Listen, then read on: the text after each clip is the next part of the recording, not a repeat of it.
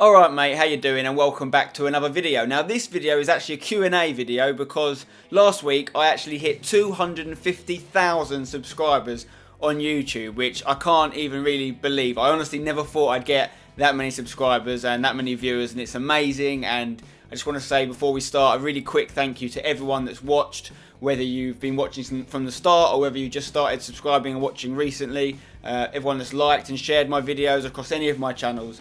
It's massively appreciated. I never see any of you as just one number. You know, each person, that's why I try and get back to as many comments as possible and as many tweets as possible and whatnot, because I genuinely value every single one of you that watches my stuff. It makes me feel very privileged to have this platform to talk to you from. And that's all the soppy stuff out the way, so thank you. Let's keep growing the channel, and if you're enjoying it, then let me know, and, you know, and tell me what you want to see and all that sort of thing, so we can grow the channel together. But in the meantime, we've got a Q&A to do. I tweeted out asking you guys to send me your questions on Twitter using the hashtag AskSpence, and these are my hashtag answers. Rivaldo Gaming says, who's your favourite player this year on FIFA 15? Well, it's between two people right now. If you watch my Once a Lion series, which is a series based around the England players, I have to say Jordan Henderson. He's been unbelievable for me in centre mid. So good. Scores goals, sets up goals, amazing. And on another Ultimate Team account I play for kind of practice, where I've been playing with a lot of West Ham players, I've got to say, you might have seen me rave about him on Instagram and on Twitter, Mauro Zarate, the new West Ham striker, is unbelievable in this game. A lot of different YouTubers have been using him because he's such an OP striker. And like, his stats aren't amazing, but he just plays so well. You've got to try him out. JTK551 says, which player do you think has had the biggest impact on the Premier League so far? It's got to be, out of the new signings, I'm guessing that's what he means, Diego Costa. Diego Costa's come in, you know. If you actually watch my Premier League predictions video I made at the start of the season, I did say that I think he's going to have a really good season despite having a not great World Cup whatsoever. He's just custom built for the Premier League. He's a big lad. He scores goals. They're not the prettiest of goals. He doesn't necessarily pepper the goal with shots, but when he does shoot, they tend to go in. He's very efficient. He's what Chelsea needed.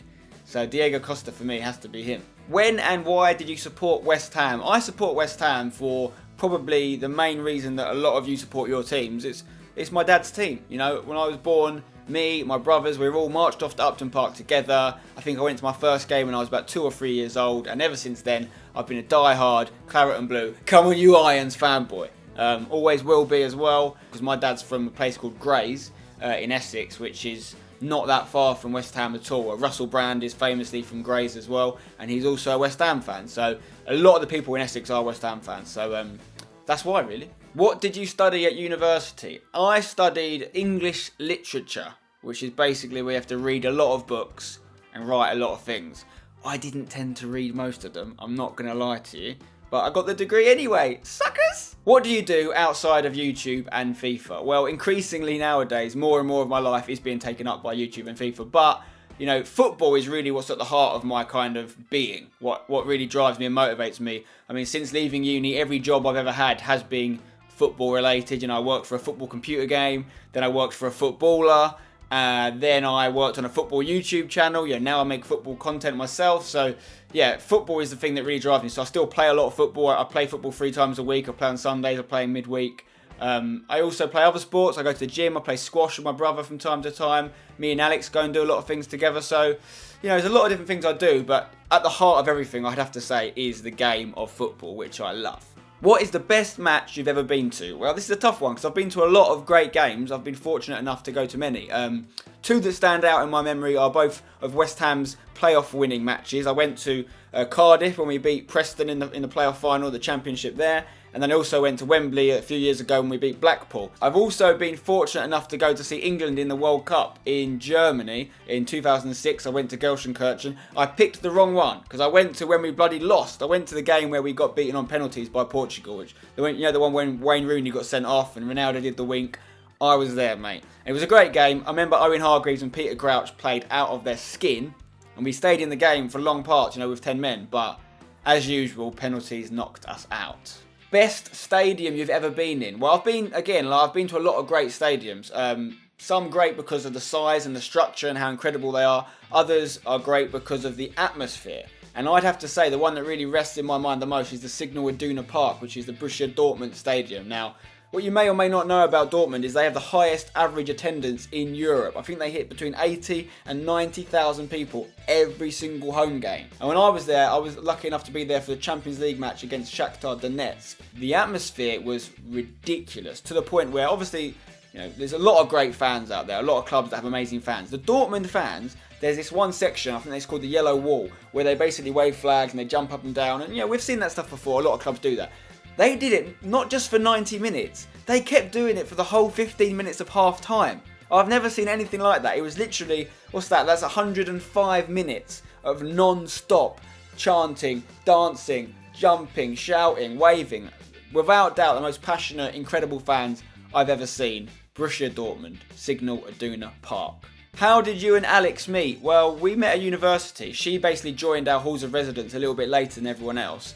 And coincidentally, I had a problem in my room on the 5th floor where there was a leaky ceiling. So I had to get moved for a small period of time. And I got moved to the all-girls floor next to Alex's room. I got to know her from that, you know, and we didn't actually go out straight away. We were friends throughout uni. We actually didn't start going out till we finished university. But, so yeah, I met her in the first year at university. How old are you? This is a question I get asked a lot. And to be honest, if I gave you the answer now, it would be inaccurate in 2 days, because on Wednesday this week it's my birthday. And to give you a clue as to figure out how old I actually am, I was born on the exact same day as Mesut Ozil, right? Which, if you think about it, is pretty crazy. I mean, what are the chances that one of the world's most gifted footballers would be born on the exact same day as Mesut Ozil? That's mental. What do you think will happen to West Ham after 5 years? Well, I don't know if this will definitely happen, but I do have a dream, which is all related to the Olympic Stadium. As many of you know, we're moving to the Olympic Stadium season after next. Now, I'm hoping that means that when we do that and we become a kind of more attractive investment opportunity to someone that might buy out our club in the same way that Sheikh Mansour bought out Man City, someone might come along and go, West Ham are a good club, they've got a good fan base, they've got good history, now they've got a great stadium, maybe there's something we can work with here, put some money into the club, and then we can climb up the table and maybe in 5 years' time challenge for the title.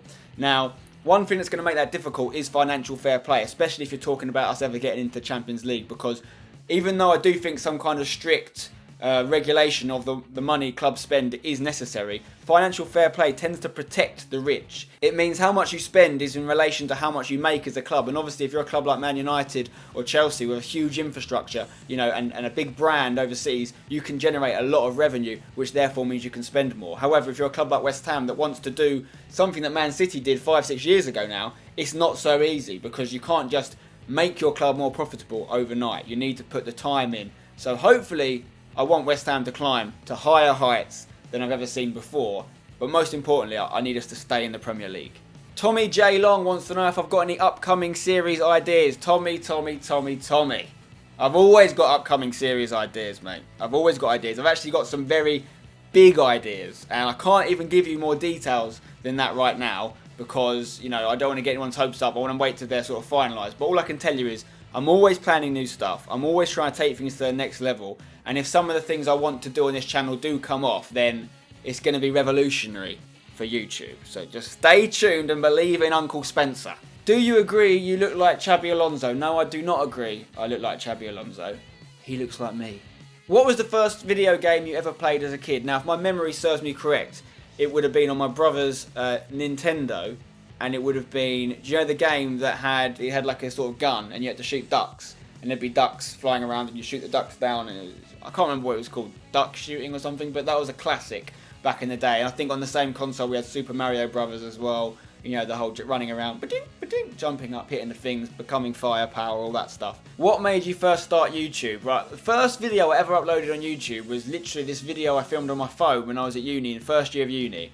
And all I remember is I was in like my 5th floor room, and there were some people outside making loads of noise, and they were running around shooting with water pistols, and I thought it was a bit weird. So I basically filmed it on my phone and commentated over it like I was David Attenborough or something. It's a bit of a weird video. I've actually got it, I found it, and you can watch it now.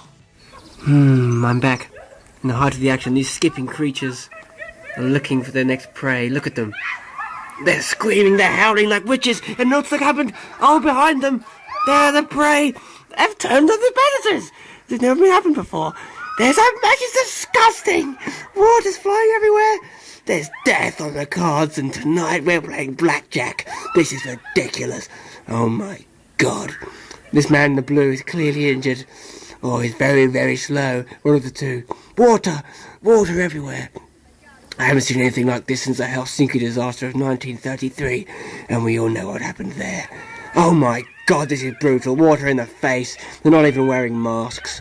Somebody call these people's mothers. This is getting out of hand. Oh my God. I can't watch anymore. This is Spencer reporting live for Water Watch. There you go. That was my first ever YouTube video, and yeah, it's come on a little bit since then. I like to think I've got a little bit better at the whole YouTube game, but let's keep going. Let's keep growing the channel, and who knows where we could get to eventually. But thanks for watching. I'll see you on the next one. Don't go changing.